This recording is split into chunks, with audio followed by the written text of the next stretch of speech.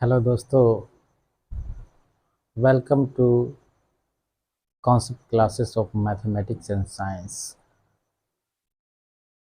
आज मैं आपके लिए एक अद्भुत वीडियो लेकर आया हूँ।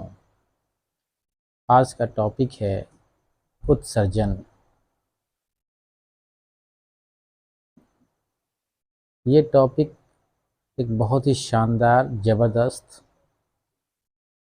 है जो कि विद्यार्थी इसे पढ़कर, समझकर बोर्ड के एग्ज़ाम में अच्छे से अच्छे मार्क्स उठा सकते हैं। मुझे आशा है कि आप लोग इस प्लेटफॉर्म से काफ़ी उम्मीदें रखते हैं और रखेंगे। तो आइए बिना देरी के हम लोग स्टार्ट करते हैं। उत्सर्जन। उत्सर्जन क्या है? देखिए, जब भी हम भोजन करते हैं तो उस भोजन में बहुत सारे रासायनिक पदार्थ होते हैं जो हमारे शरीर में जाकर एक मेटाबॉलिज्म क्रिया होती है, जिसके फलस्वरूप बहुत सारे विषैले पदार्थों का निर्माण होता है। उस विषैले पदार्थ को निकलने के लिए हमारे शरीर के अंदर 4 अंग मौजूद है जो कि इसका बाहर निष्कासन करता है, जिसमें से फेफड़ा, वृक्क, त्वचा, आंत, ये महत्वपूर्ण ऐसे भाग हैं जो शरीर के विषैले पदार्थों को बाहर निकलने में काफ़ी सहायक होते हैं। पहले बात करते हैं हम वृक्क की।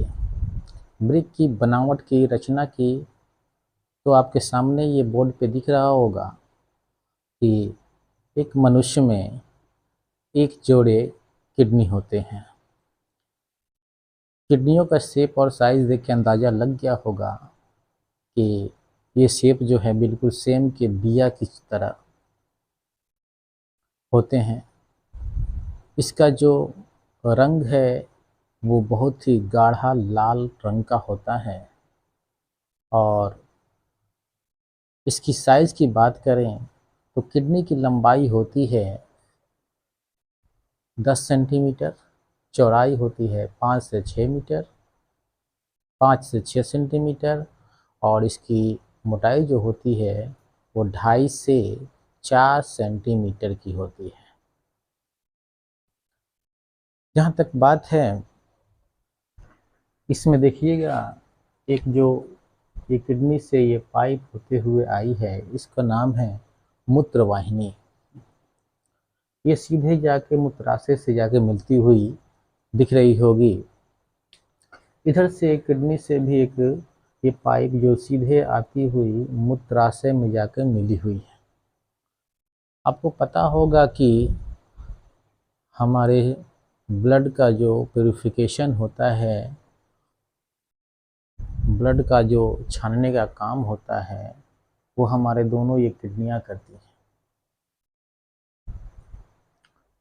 24 घंटे में लगभग 180 लीटर ब्लड को ये छानती है।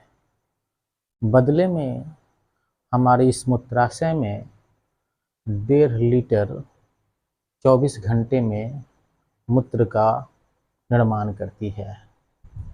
इस मूत्र में 96% जल होते हैं और 4% ठोसिए विषैले पदार्थ के रूप में होते हैं, जिसमें 2% यूरिया और 2% अन्न होती है।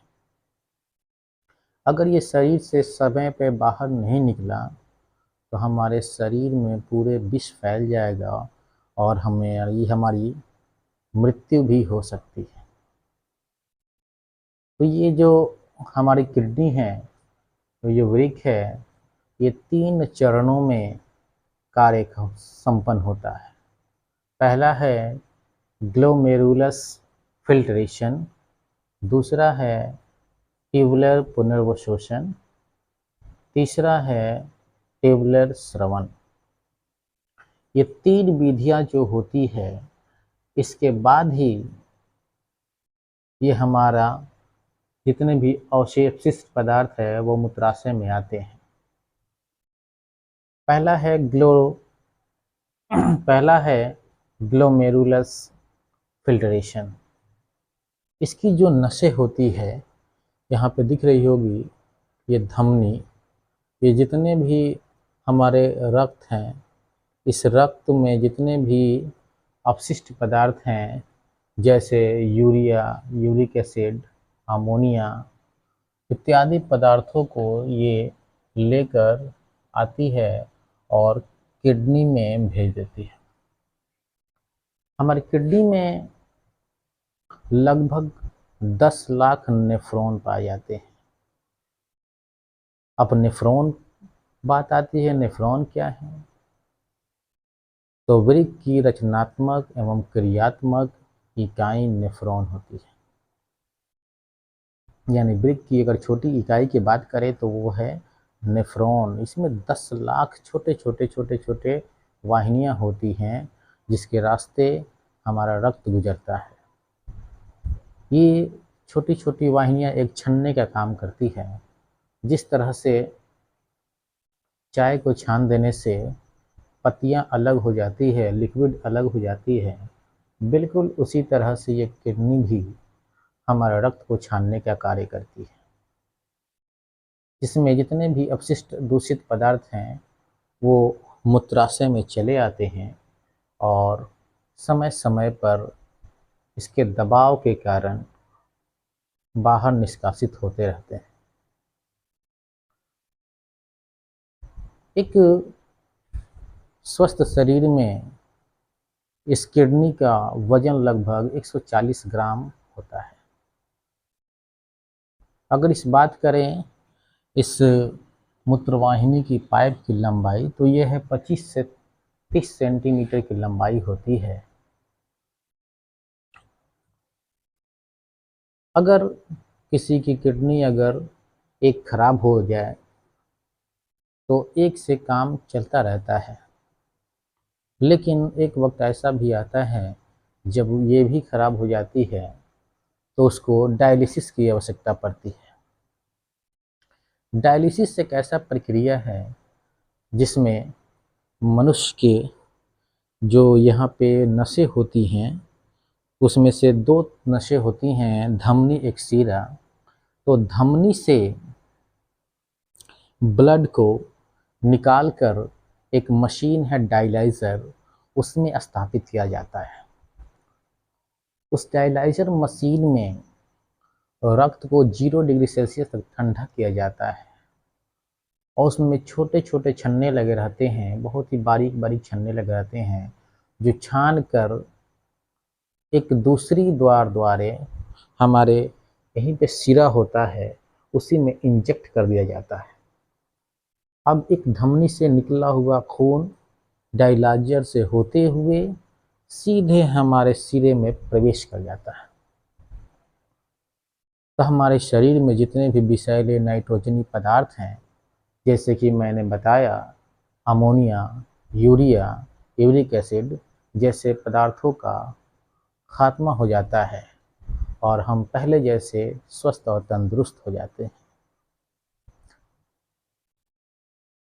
तो क्या ये डायलिसिस जो है सबको ज़रूरत पड़ती है? तो जिसकी जिसकी किडनियाँ ख़राब हो जाती हैं, काम करना बंद कर देती है, डिसऑर्डर हो जाती है, तो डायलिसिस की आवश्यकता पड़ती है। तो आज हमने आपकी किडनी के बारे में बताया। चलते चलाते एक बार मैं फिर बताना चाहूँगा, हमारे शरीर में 5 उत्सर्जी अंग हैं। पहला वृक्क, फेफड़ा, यकृत, आंत और त्वचा। हम जानते हैं कि यकृत से उत्सर्जी जो पदार्थ होते हैं वो यूरिया, यूरिक एसिड और जल होते हैं, और त्वचा से जो उत्सर्जित पदार्थ हैं वो पसीने के रूप में होते हैं और पसीना में यूरिया और लवण मौजूद होते हैं।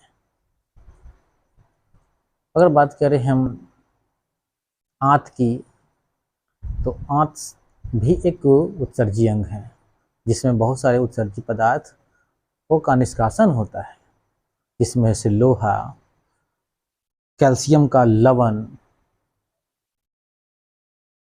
और एक यकृत है।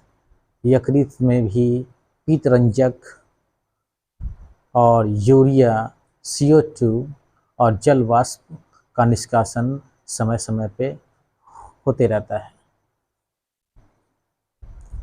तो ये हमारे शरीर में 5 ऐसे महत्वपूर्ण अंग हैं। अगर ये उत्सर्जन इसका नहीं करें हानिकारक पदार्थों का, तो हमारी मृत्यु भी हो सकती है। क्या पौधों में भी इसी तरह उत्सर्जन क्रियाएं होती हैं? बिल्कुल, पौधों में भी उत्सर्जन क्रियाएं होती हैं।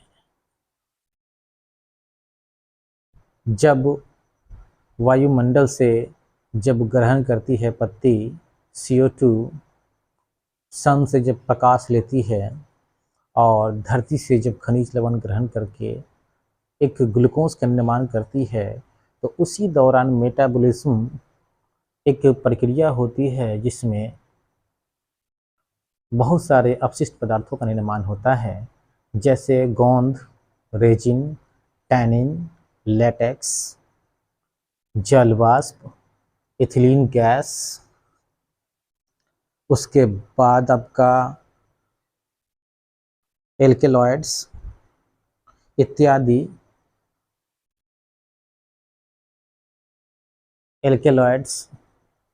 इत्यादि पदार्थों का निष्कासन होते रहता है।